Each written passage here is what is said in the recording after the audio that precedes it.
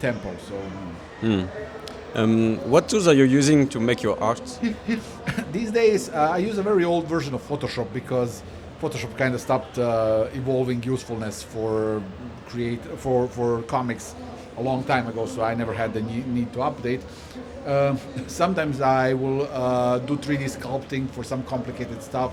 I use a tool called ZBrush where you can do, it's very kind of like digital clay where you can like sculpt a thing and then you can use that as a reference material for yourself. It's very useful. But yeah, predominantly those two tools. And then, sometimes when I feel adventurous and I want to get my hands dirty, I just pick up some Copics and some markers and have fun. How do you think digital art has evolved? Well, I mean, it comes down to its usefulness. Like in the early days, the whole thing with comics and digital art was it was predominantly used for digital coloring. And back in the old image days, like that was when they pioneered a lot of the techniques for like really like kind of intense, cool-looking digital colors.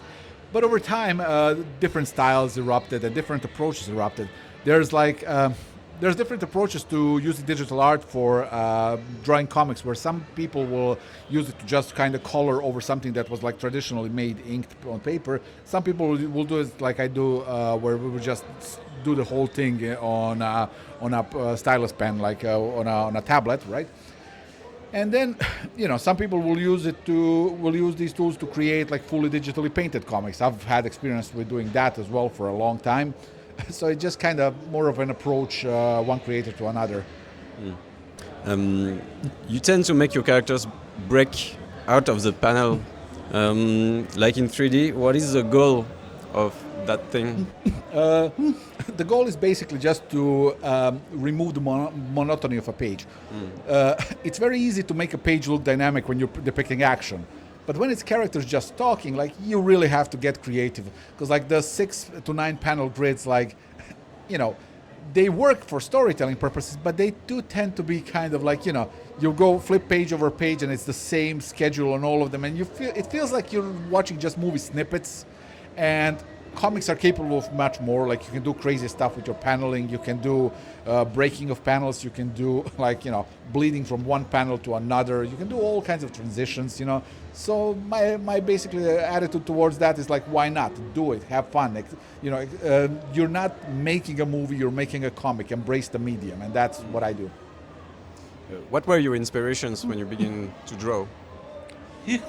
My inspirations were varied. Like, I went from being influenced by Italian comics to being influenced by Asterix, to being influenced by Mark Silvestri and Alex Ross, to being influenced by manga.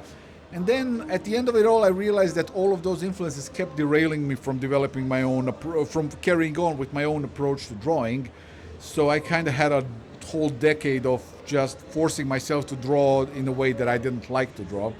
And then later on, I kind of decided I'm just going to do it the way I want to do it. So, now I'm doing it my way. But those were my predominant influences. One of your main comics is Sunstone, an erotic tale. Do you think it somehow helped you doing superhero stuff? Sunstone is a romance. And the funny thing about drawing a romance comic is you don't get the flash, the action. You don't get any of that. You don't get to jingle those bells in front of you're not jingling keys in front of your audience. You kind of have to have the characters carry a conversation, and you got to keep your readers invested. So basically, when you're making superhero comics, right, one of the hardest things for creators tends to be the talking panels, the talking heads, because generally they tend to come off very stilted, boring, and stuff like that. But when you do romance, it trains you to do nuance, to do character acting, to do little expressions, little like simple angles of heads and movements of eyebrows, like positions of mouth that you usually just don't really think about. And the funny thing is, like, if you can do that in a romance comic, and if you can pull off a conversation that feels, engaging, that your reader wants to follow, doing that in a superhero comic then will elevate the quality of that comic immensely. Like, all of a sudden, the whole thing feels like it's like hiring good actors in a movie all of a sudden. You had this movie up to this point, and it's like boring actors who can't pull off an emotion, and all of a sudden you flip a page and all it's like, whoa. Like everybody feels like they are actually like invested in their own problems, in their own conversations, and if they are invested, then the reader is gonna get invested. So yeah, it's a great way to kind of elevate your abilities to do that kind of stuff in a comic. It's true. You have great facial expressions on your comics. For Aquaman, did you discuss with Dan Abnett on how you had to change the visual tone of the series? Sorry? How you had to change the visual tone of the series of Aquaman? So, when they invited me to do Aquaman, right? They told me, like, I wasn't really, up until that point, I didn't read Aquaman or anything. They asked me, like, would you like to do Aquaman? I was like, I wasn't really super interested. And they're like, so here's the pitch, right? It's gonna be all underwater. You're gonna draw and design Atlantis. You're gonna draw these crazy monsters. And I'm like, okay, you have my attention, right? It was the monsters. Yeah, it's the monsters, but not just that. It's the world. It's making this believable look for Atlantis and its denizens. Like one of my favorite characters, for instance, is this big crime boss, like crab guy. His name is Crush. Yeah. And like he was so much fun to draw because it's like I'm doing this massive monster crab dude, but also at the same time I'm making his face emotive and like so it like really feels like it's a character. And then after that there was a lot of the other stuff that I got to design. And I really liked working with the character of Dolphin. Dolphin was so much fun to draw because like she couldn't speak, so I had to emote with her all the more.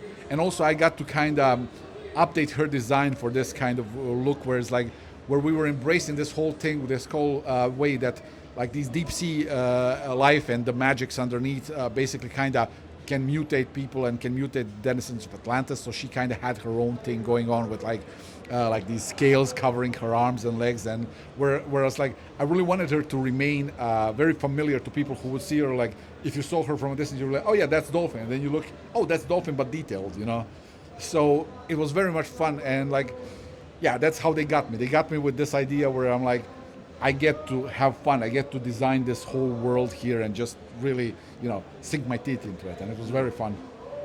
Yeah, she's a mute character, but again, facial expressions make all the work. With Aquaman, there's Mera, there's Dolphin. Are you not too tempted to go too erotic? No. So here's the thing. I am very much of the opinion, know what book you're making. Not everything needs to be everything. You know what I mean? Sunstone, for instance, is an erotic romantic comedy. It's basically a slice of life story about Kingsters, and I treat it as such. Aquaman is Aquaman. It's a superhero story. It's meant to be, greater than life. It's meant to be impressive. And yeah, if the characters have an intimate moment, I will make it look intense. But even there, like the idea isn't for me to get mature content with it. It's to basically imply, okay, you see this?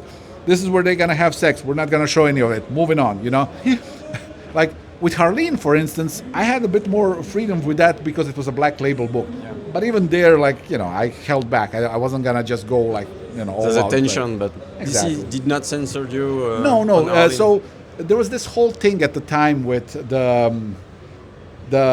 bat penis incident, right? And they were a bit careful at the time because they were like, you don't want your IP to be reduced online to a hashtag batawang or bat penis and stuff like that. So they were very careful about it, but they really didn't get in my way. There were like maybe one or two notes where they were like, okay, maybe this or that, and that's about it. They were very hands off. Okay. What brought you to write and draw Harleen? And how did you study psychological? Did you study psychological to write Harleen? Yeah, I mean, if you're going to write anything, you kind of have to do the research. And now the interesting thing about writing Harleen was, while I wanted to make it believable, I also had to be aware of the fact that this is a superhero universe with superhero science. So at the end of the day, you don't need it to be absolutely exact. It just needs to read as believable as a thing where it's like you see her theory and it's like, okay, I see where she's going with it. It sounds believable. We can carry on with the story and I don't have to think too much about it. Because at the end of the day, you're dealing with a universe where, people are flying and punching meteors at each other. So there's a certain freedom of expression when it comes to that. Okay. No sequel to Harleen? So I have it written. I have both sequels to Harleen written. I have a sequel. I have the side story of Isley and Selena and the Sirens figured out already. DC was very, very eager to greenlight everything. The problem is I just don't have the time, because I have 5 of my own books and the novel that I'm writing. So it's like, it's a little crazy.